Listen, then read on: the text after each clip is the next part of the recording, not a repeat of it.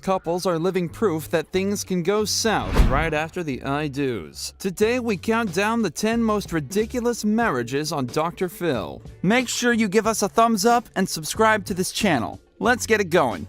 10. Melvin and Rachel. Married people face challenges now and again. Melvin and Rachel were going through some difficult moments and were even contemplating divorce. While the wife was faithful and tolerant, Melvin decided to look for someone else to give him comfort. He met Chantel, and the two grew very close to each other to an extent that Melvin fell in love. On the day they appeared on the set, Melvin had traveled with Chantel but sat next to Rachel. Dr. Phil and everyone else in the audience was baffled at this gesture. Supposedly, Melvin wanted to save his marriage and still keep Chantel. And to make it worse, he professed his love for the both of them on live TV. How twisted can one get? It was so crazy that Dr. Phil thought he was being pranked. Melvin got very annoyed when the audience laughed at the remarks he was making. When it was too much for him to handle, he walked out but returned later on claiming that he wanted to work things out. Chantel, who had also walked out of the middle of the conversation, went back to the set. Everyone had it with this self-righteous man. Dr. Phil got up and went to the audience where he called him out for his insanity. I hope Chantel and Rachel finally opened their eyes and saw the crazy man for who he is. But they say love is blind for a reason. Neither budged, and both appeared ready to accept the player back with open arms. Yikes. I don't know who or what can ever save them. There once was a man, and his name was Brian. Brian did the impossible. He swept two sisters off their feet, got them pregnant, and married one of them. Watch till the end to find out which of the two sisters walked down the aisle in this ridiculous love triangle. 9. Brian and Amber. The manner in which Brian and Amber got married was just plain ridiculous. Initially, Brian and Angel, Amber's sister, shared 7 years and had 2 children in the process. During their last year together, he went knocking on the sister's door, and the two started having an affair. Amber did not expect things to escalate from 0 to 100 until she got pregnant for Brian. Well, I wonder what they were expecting after 1 year of having unprotected intercourse. Amber also went all the way to the altar with Brian. It was very devastating for her sister to watch the man she loved and the father of her kids say "I do" to her own blood sister. When they appeared on the show, it had been 7 years, and neither spoke to the other during that time. You would think Amber would say sorry, or at least pretend she was, but all she had to say was, "Angel should probably get over all this." It's just unimaginable to think how these three interacted during family gatherings, if at all there were any. Spouses cheat all the time. If he or she cheats once, or maybe twice, it can be forgiven and worked out, but how many times is too many? 8. Emerald and Sean. Sean cheated on his wife more than 78 times. Yes, you heard us right, not even 5 times, but a whole 78. That's a whole 2.5 months in a year. He admitted to at least 20 of those affairs and insisted that the wife was to blame for his affairs. Really? This man has some nerve. Apparently, he was not being treated right at home, so he had to look for other women to satisfy him. Emerald tried everything to keep her man at home. She gave him conjugal rights even when she did not feel like it. She cooked for him, washed for him, and did everything else a woman would do to keep her husband. Clearly, none of this was enough for Sean. When he appeared on the show, he was all teary, claiming how his wife was to blame for all the affairs and how she was not treating him right. It is so ridiculous how one can have one wife who would manage to do all these things to save a marriage, and the man still cheats. She would have chosen to cheat as well, but she stayed faithful and tried to work things out over 78 times. This is sickening. Old habits die hard. If your partner was unfaithful during courtship, they probably carry on after marriage. Shannon learned this the hard way. Here's their story. 7. Joey and Shannon. This is yet another case of a woman who knew that her husband had cheated on her more than 100 times, but still stayed. Shannon says that Joey started cheating even before they said "I do." She probably thought that her husband would change with time to settle down with her. Joey didn't even make it to a few days after the marriage. He cheated on the wife soon after the wedding. He remorsefully commented that the wife was to blame for the infidelity. According to him, Shannon could not keep up with him and his good looks. His way of utilizing his good looks was sleeping with different women every week. To make it worse, he bragged about how Shannon always took him back every time he cheated. Shannon could attest to the different women Joey had been sleeping with, from his friends to colleagues to classmates to older women. Why would anyone want to stay in such a marriage for such a long time? Love is not just blind, it's stupefying. Wait, is there a word like that in the first place? Couples have come up with innovative ways of how to avoid the headache of dealing with infidelity. How about just having an open marriage? 6. Carl and Kenya. This couple agreed to have an open marriage rather than having secret affairs that caused strain to the marriage. Carl was aware of the two relationships outside of the marriage and was perfectly okay with them. The other lovers even showed up to the show. What a happy reunion that must have been. Carl even had very outrageous ideas of what causes STDs. According to him and the wife, the top cause of STDs is fear. Someone must have skipped biology class. Where did these two come from? According to them, fear causes stress, and the stress causes a strain to the immune system, leaving the body susceptible to contract a sexually transmitted disease. Wow. Did you guys hear that? You can contract syphilis from watching a horror movie. The couple even had a few theories on condoms and how one was better off not using them. Whatever sham of a marriage this couple has should probably be stopped. Dr. Phil went ahead to address the young generation of people who might consider picking up this form of arrangement for their marriage. He said, "Kids, Uncle Phil says, please use a condom. If you think that was shocking, wait until you watch the next scene. Or, better yet, watch till the end." 5. Keith and Sarah. Keith, Sarah, and Sarah's lover, Kevin, should probably be used as muses for the next telenovela. These three are in the most ridiculous situation. Well, Sarah and Keith have been married for years, but Sarah doesn't want to be in the relationship anymore. She has found someone, a pastor from Kisii in Kenya. You're probably wondering how she met someone who lives hundreds of miles away in Africa. Well, the two met online, and since then they have been two peas in a pod. The pastor is well aware that she is a married woman, and not even his religious beliefs could keep him away. He was determined to get her. The two have had their affair for a while, and Sarah was contemplating divorce. Sadly, the husband wants to fight for her. He is ready to do anything to get her back. So here he was looking for help from Dr. Phil, but when Sarah was asked if she had to say anything to Kevin, her lover, she muttered, "I love you, babe."